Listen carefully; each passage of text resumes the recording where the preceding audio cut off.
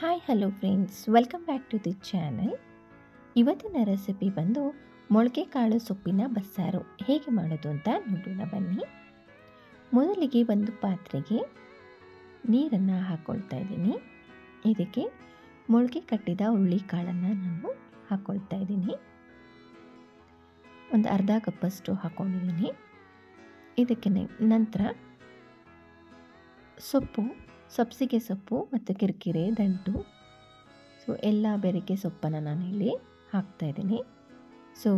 ರುಚಿಗೆ ತಕ್ಕಷ್ಟು ಉಪ್ಪನ್ನು ಹಾಕಿ ಈಗ ಇನ್ನು ಸ್ವಲ್ಪ ನೀರನ್ನು ಹಾಕಿ ಈಗ ಕುಕ್ಕರನ್ನು ಕ್ಲೋಸ್ ಮಾಡೋಣ.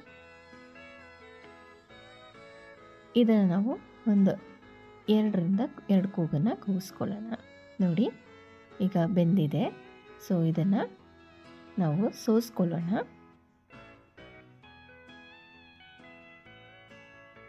ಕಾಳು ಮತ್ತು ಸೊಪ್ಪು ಎಲ್ಲ ಚೆನ್ನಾಗಿ ಬೆಂದಿದೆ. ಈಗ ನೋಡಿ, ಈ ನೀರನ್ನು ನಾವು ಸಾಂಬಾರಿಗೆ ಯೂಸ್ ಮಾಡೋಣ. ಕಟ್ಟನ್ನು ರುಬ್ಬಿಕೊಳ್ಳೋದಕ್ಕೆ ಬೇಕಾಗಿರುವಂಥ ಸಾಮಗ್ರಿಗಳು: 2 ಟೊಮೆಟೊ, ಇಲ್ಲಿ ನಾನು ಹಸಿಮೆಣಸಿನ್ಕಾಯನ್ನು ಸುಟ್ಟುಬಿಟ್ಟು ಹಾಕ್ಕೊಂಡಿದ್ದೀನಿ. ಒಂದು 7ರಿಂದ 8, 1 ಕಪ್ಪು ಬೇಯಿಸಿದಂತಹ ಹುರುಳಿಕಾಳು ಮತ್ತು ಸೊಪ್ಪನ್ನು ಹಾಕ್ಕೊಂಡಿದ್ದೀನಿ. ಸ್ವಲ್ಪ ಕೊತ್ತಂಬರಿ ಸೊಪ್ಪು, 1 ಟೇಬಲ್ ಸ್ಪೂನ್ ಜೀರಿಗೆ, 1 ಬೆಳ್ಳುಳ್ಳಿ, 1 ಈರುಳ್ಳಿ, ಸ್ವಲ್ಪ ಕಾಯಿ ತುರಿ, ಇದೆಲ್ಲವನ್ನು ನಾವು ರುಬ್ಕೊಳ್ಳೋಣ. ಈಗ ನೋಡಿ, ಒಂದು ಪಾತ್ರೆಗೆ ಎಣ್ಣೆಯನ್ನು ಹಾಕ್ಕೊಂಡು ಅದಕ್ಕೆ ಸಾಸಿವೆ, ಜಜ್ಜಿದ ಬೆಳ್ಳುಳ್ಳಿಯನ್ನು ಹಾಕ್ಕೊಂಡು ಕರಿಬೇವಿನ ಸೊಪ್ಪನ್ನು ಹಾಕ್ಕೊಳ್ಳೋಣ.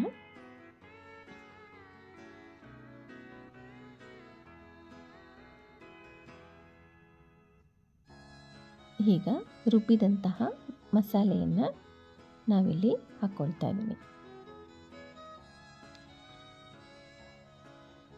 ಮಿಕ್ಸಿಯಲ್ಲಿ ಉಳಿದಂತಹ ಇದಕ್ಕೆ ನೀರನ್ನು ಹಾಕ್ಕೊಂಡು ನಂತರ ನಾವು ಬೇಯಿಸಿದಂತಹ ಕಾಳು ಮತ್ತು ಸೊಪ್ಪಿನಂತಹ ಕಟ್ಟೆ ಏನಿದೆ, ಕಟ್ಟೆ ಸಾಂಬಾರನ್ನ ನಾನು ಇಲ್ಲಿ ಸಾಂಬಾರಿಗೆ ಹಾಕ್ಕೊಂಡಿದ್ದೀನಿ. ಸಾಂಬಾರು ಗಟ್ಟಿಯಾಗೋದ್ರಿಂದ ನಿಮಗೆ ಎಷ್ಟು ಬೇಕೋ ಅಷ್ಟನ್ನು ನೀವು ನೀರನ್ನು ಹಾಕ್ಕೊಳ್ಬೋದು. ಈಗ ಸಾಂಬಾರನ್ನ ಕುದಿಯೋದಕ್ಕೆ ಬಿಡೋಣ.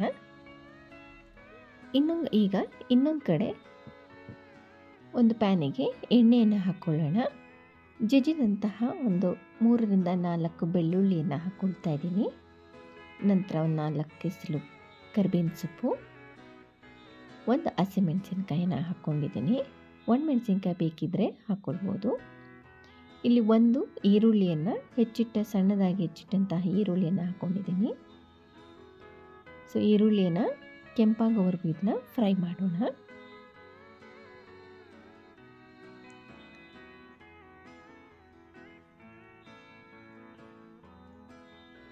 ಈಗ ನೋಡಿ, ಸೊಪ್ಪು ಮತ್ತು ಹುರುಳಿಕಾಳು ಏನು ಬೇಯಿಸ್ಕೊಂಡಿದ್ದೀವಲ್ಲ, ಇದನ್ನು ನಾನೀಗ ಹಾಕ್ಕೊಳ್ತಾ ಇದ್ದೀನಿ. ಈಗ ಇದನ್ನು ಚೆನ್ನಾಗಿ ನೀರಿನ ಅಂಶ ಇದರಲ್ಲಿ ಇರಬಾರ್ದು. ಅಲ್ಲಿವರೆಗೂ ಇದನ್ನು ನಾವು ಲೋ ಫ್ಲೇಮಲ್ಲಿ ಫ್ರೈ ಮಾಡ್ಕೊಳ್ಳೋಣ.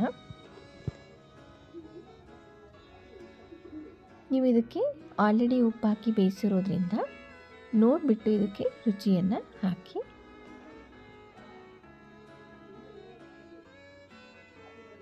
ಇದು ನೀರಿನ ಅಂಶ ಇರಬಾರ್ದು, ಅಲ್ಲಿವರೆಗೂ ಸ್ವಲ್ಪ ಸುಡಬೇಕು.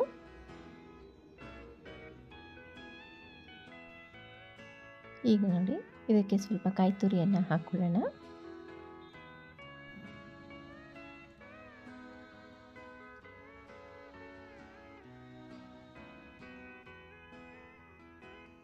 ಈಗ ಇದನ್ನು ಚೆನ್ನಾಗಿ ಮಿಕ್ಸ್ ಮಾಡಿಕೊಳ್ಳಿ.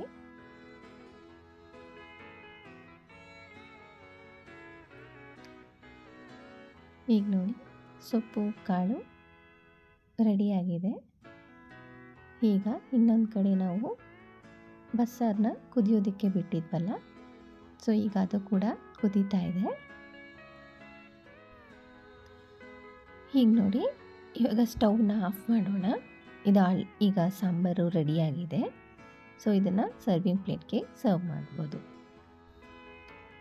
ನೋಡಿದ್ರಲ್ಲ ಫ್ರೆಂಡ್ಸ್, ಮೊಳಕೆ ಕಟ್ಟಿದ ಕಾಳು ಬಸ್ಸಾರು ಮತ್ತು ಪಲ್ಯ ಹೇಗೆ ಮಾಡೋದು ಅಂತ.